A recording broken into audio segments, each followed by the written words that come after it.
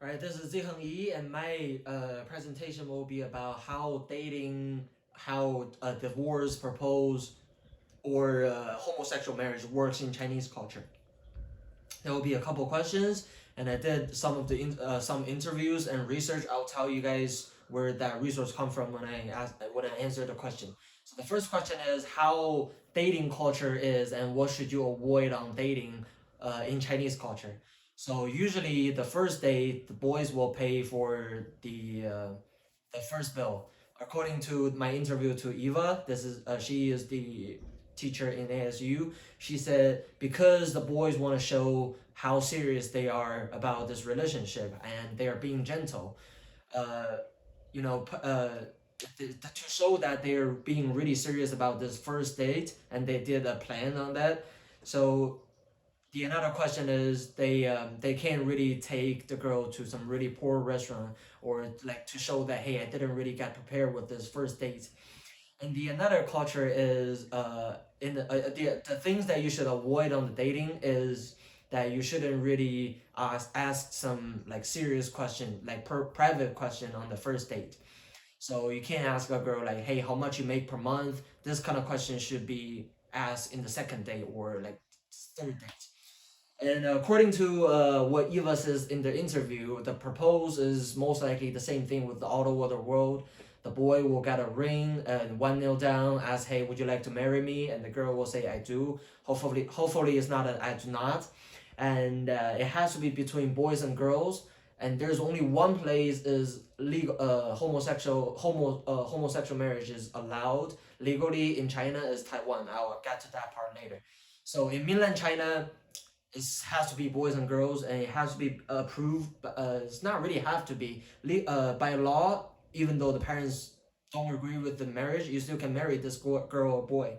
But usually, the boy or the girl side and the boy side will ask their parents, "Hey, what do you think about my future fiance?" So they will ask about their parents' opinion, and the marriage wouldn't be set up by anyone. So no matter who, even though you are the boy's parents or girl's parents, you can't say you guys need to get married right now. You can't say that. So that's something that no nothing. That's something that not gonna happen. And according to my interview to Mr. Zhang, who is another teacher in ASU, he said the wars is not really a common thing. It's a common thing, but it's not really get people don't really get used to that in Chinese culture. He said that Chinese people are still not that open minded, so they still take the wars as a big serious problem. Uh, if you got the wars, it will be harder for you to find another marriage or another relationship. It will hurt the family. It will hurt the kids if they have one. So it's really a big deal to some of the Chinese culture, especially the elder generation. And if it's a divorce, if it's a peace divorce, that will be the all of the money, no matter if it's house, cars, that will be split half and half.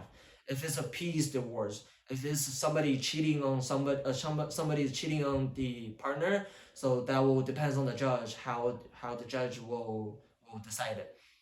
So usually it's gonna be half and half. And according to what Mr. Zhang said, for boys' side, most likely the emotion will not be influenced a lot. So the boy will think like, hey, I'm still young, I got some money, and I still can find another relationship or I still can get marriage. But since Chinese people, as I said, Chinese people are still not that open minded. For girls, that would be kind of hard because if a divorced woman, it's kind of hard to find another relationship and to get marriage. It like even more serious if she has a kid, it's gonna be harder, like a lot harder for her to find another relationship after a divorce. All right. Finally, the last question is the homosexual marriage. As I said, there is only one part of China can legally approve that homosexual marriage is Taiwan. So according to Jia Wei Tu and Ten Song Li, the research did on 2011, there is still a lot of the language attack to homosexual people, no matter if it's homosexual or transgender people. So it's still a big deal to Chinese people. Like they still think that men should marry a woman. It can be homosexual. It can be man marriage with another woman. They can get marriage. They can get adopt any kids. So since marriage is even illegal, so they still can't marry. They can't adopt any kids.